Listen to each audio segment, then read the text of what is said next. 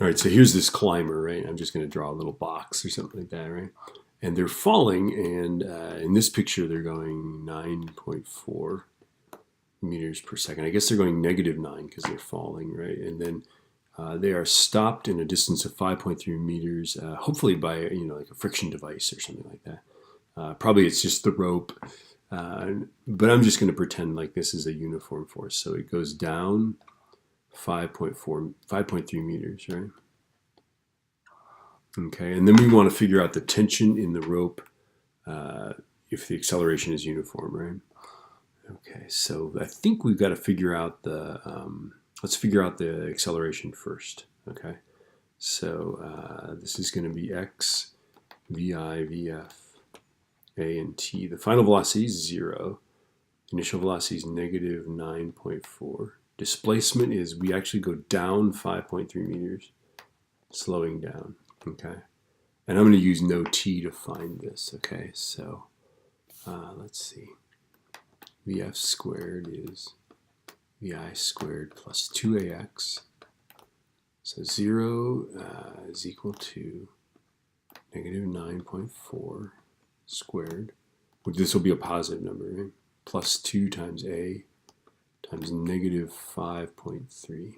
All right, let's do this. So 9.4 squared.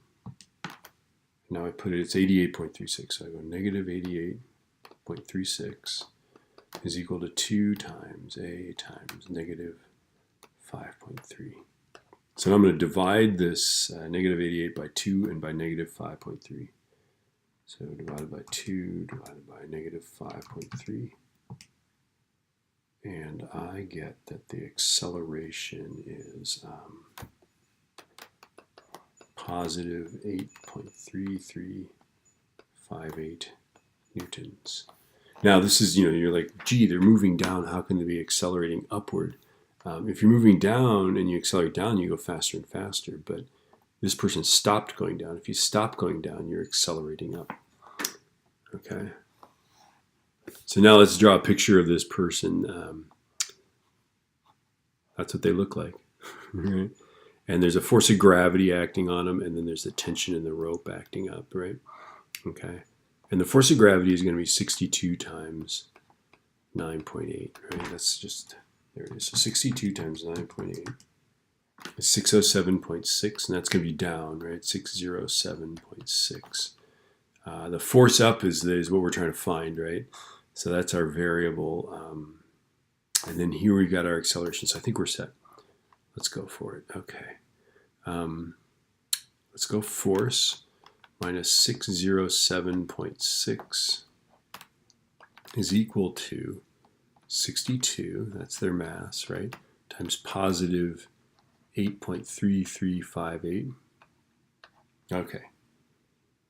So let's see, I'm going to do this. I'm going to go 62 times that number, that's 8.33 whatever, right?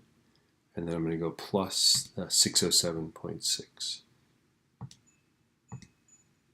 And I get that force is equal to 1124.4 newtons.